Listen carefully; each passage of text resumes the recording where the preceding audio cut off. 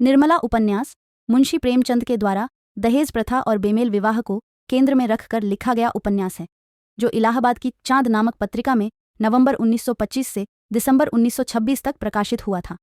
इस उपन्यास में मुख्य पात्र निर्मला नाम की 15 वर्ष की युवती है, जिसका विवाह अधेदत उम्र के और 3 बच्चों के पिता तोताराम से कर दिया जाता है। यूं तो बाबू उदय भानुलाल के परिवार में बीसों ही प्राणी थे। कोई ममेरा भाई था, कोई फुफेरा, कोई भांजा था, कोई भतीजा, लेकिन यहाँ हमें उनसे कोई प्रयोजन नहीं। वह अच्छे वकील थे, लक्ष्मी प्रसन्न थीं और कुटुंब के दरिद्र प्राणियों को आश्रय देना उनका कर्तव्य ही था। हमारा संबंध तो केवल उनकी दोनों कन्याओं से है, जिनमें बड़ी का नाम निर्मला और छोटी का कृष्णा था। अभी कल दोनों साथ साथ गुड़िया खेलती थीं। निर्मला का 15वां साल था, कृष्णा का 10वां। फिर भी उनके स्वभाव में कोई विशेष अंतर न था। दोनों चंचल, खिलाड़िन और सैर तमाशे पर जान देती थीं। दोनों गुड़िया का धूमधाम से ब्याह करती थीं, सदा काम से जी चुराती थीं। माँ पुकारती रहती थी, पर दोनों कोठे पर छिपी बैठी रहती थीं कि न जाने किस काम के लिए बुलाती हैं। दोनों अपने भाइयों से लड़ती थीं, नौकरों को डांटती थीं और बाजे की आवाज़ सुनते ही द्वार पर आकर खड़ी हो जाती थीं।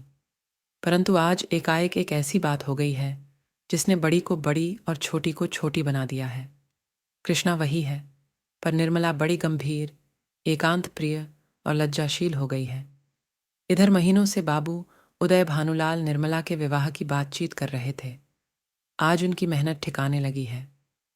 बाबू भालचंद्र सिन्हा के ज्येष्ठ पुत्र भुवन मोहन सिन्हा से बात पक्की हो गई है। वर के पिता ने कह दिया है कि आप अपनी खुशी से ही दहेज दें या न दें, मुझे इसकी परवाह नहीं। हाँ, बारात में जो लोग जाएं, उनका आदर सत्कार अच्छी तरह होना चाहिए, जिससे मेरी और आपकी जग हंसाई न हो। बाबू उदय भानुलाल थे तो वकील, पर संचय करना न जानते थे। दहेज उनके सामने कठिन समस्या थी। इसलिए जब वर के पिता ने स्वयं कह दिया कि मुझे दहेज की परवाह नहीं, तो मानो उन्हें आंखें मिल गईं। डरते थे, न जाने किस किस के सामने हाथ फैलाना पड़े। 2-3 महाजनों को ठीक कर रखा था। उनका अनुमान था कि हाथ रोकने पर भी 20,000 से कम खर्च न होंगे। ये आश्वासन पाकर वे खुशी के मारे फूले न समाये। इसकी सूचना ने अज्ञान बालिका को मुंह ढांप कर एक कोने में बिठा रखा है। उसके हृदय में एक विचित्र शंका समा गई है। रोम रोम में एक अज्ञात भय का संचार हो गया है। न जाने क्या होगा। उसके मन में वे उमंगें नहीं हैं जो युवतियों की आंखों में तिरछी चितवन बनकर, ओंठों पर मधुर हास्य बनकर और अंगों में आलस्य बनकर प्रकट होती हैं। नहीं, वहाँ अभिलाषाएं नहीं हैं। वहाँ केवल शकाएं, चिंताएं और भीरू कल्पनाएं हैं। यौवन का अभी तक पूर्ण प्रकाश नहीं हुआ है। का रचना कुछ कुछ जानती है, कुछ कुछ नहीं जानती। जानती है बहन को अच्छे अच्छे गहने मिलेंगे, द्वार पर बाजे बजेंगे, मेहमान आएंगे, नाच होगा, यह जानकर प्रसन्न है। और यह भी जानती है कि बहन सबके गले मिलकर रोएगी, यहाँ से रो धोकर विदा हो जाएगी, मैं अकेली रह जाऊंगी, यह जानकर दुखी है। पर यह नहीं जानती कि यह किस लिए हो रहा है। माताजी और पिताजी क्यों बहन को इस घर से निकालने को इतने उत्सुक हो रहे हैं। बहन ने तो किसी को कुछ नहीं कहा, किसी से लड़ाई नहीं की। क्या इसी तरह एक दिन मुझे भी ये लोग निकाल देंगे? मैं भी इसी तरह कोने में बैठकर रोऊंगी और किसी को मुझ पर दया ना आएगी। इसलिए वह भयभीत भी है। संध्या का समय था। निर्मला छत पर जानकर अकेली बैठी आकाश की और त्रिषित नेत्रों से ताक रही थी। ऐसा मन होता था, पंख होते तो वह उड़ जाती और इन सारे झंझटों से छूट जाती। इस समय बहुधा दोनों बहनें कहीं सैर करने जाया करती थीं। बग्घी खाली न होती तो बगीचे में ही टहला करती, इसलिए कृष्णा उसे खोजती फिरती थी। जब कहीं न पाया तो छत पर आई और उसे देखते ही हंसकर बोली, तुम यहाँ आकर छिपी बैठी हो और मैं तुम्हें ढूंढती फिरती हूँ। चलो, बग्घी तैयार करा आई हूँ। निर्मला ने उदासीन भाव से कहा, तू जा, मैं ना जाऊंगी। कृष्णा, नहीं, मेरी अच्छी दीदी, आज ज़रूर चलो। देखो कैसी ठंडी ठंडी हवा चल रही है। निर्मला, मेरा मन नहीं चाहता, तू चली जा। कृष्णा की आंखें डबडबा आईं। कांपती हुई आवाज़ से बोली, आज तुम क्यों नहीं चलती? मुझसे क्यों नहीं बोलती? क्यों नहीं? इधर उधर छिपी छिपी फिरती हो? मेरा जी अकेले बैठे बैठे घबराता है।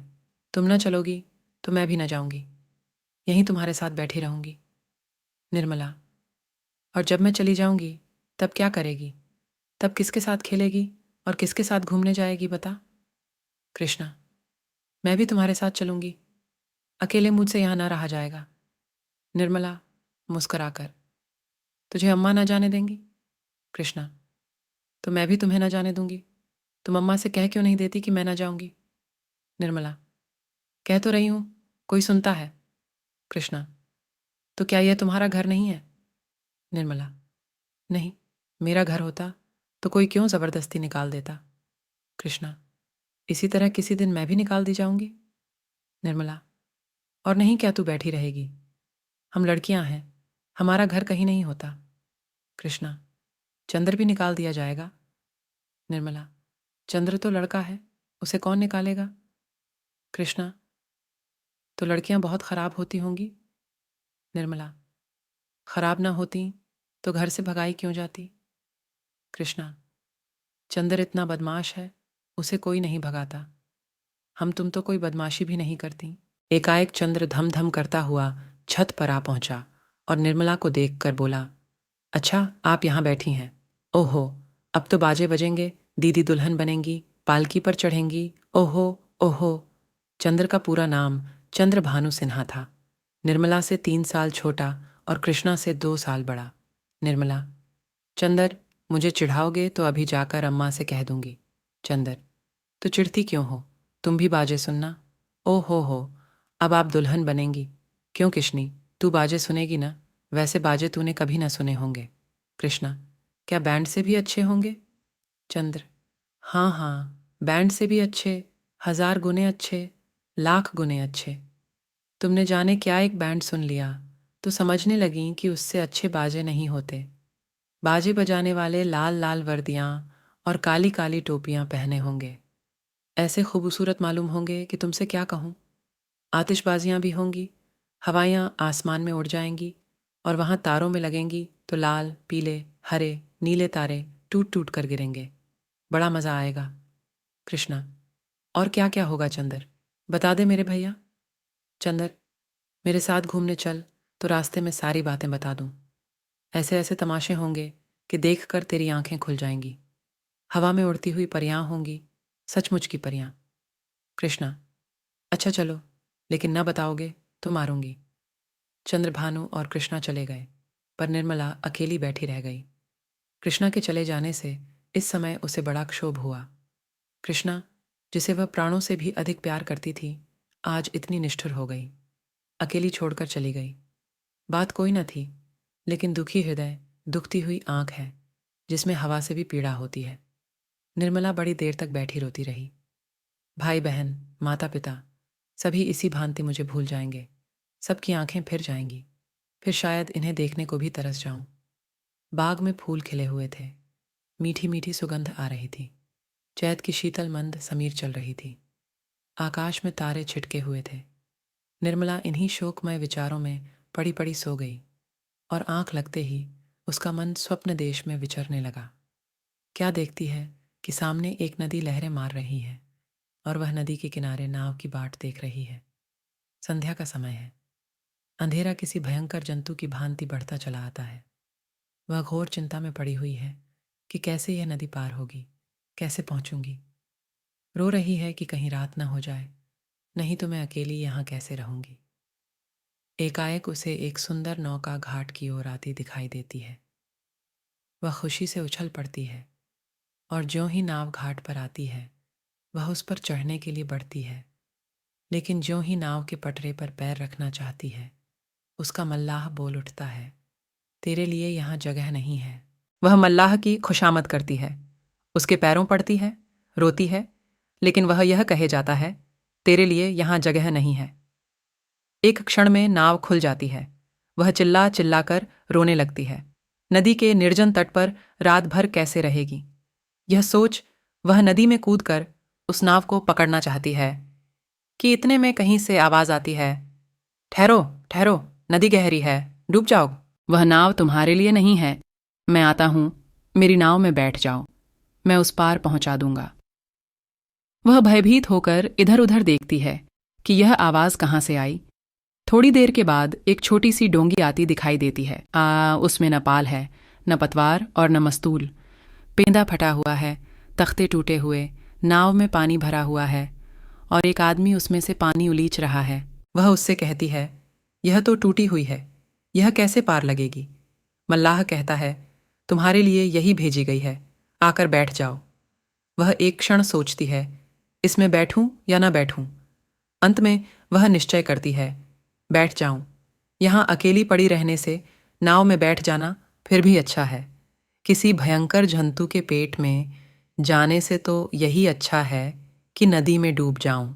कौन जाने, नाव पार पहुंच ही जाए।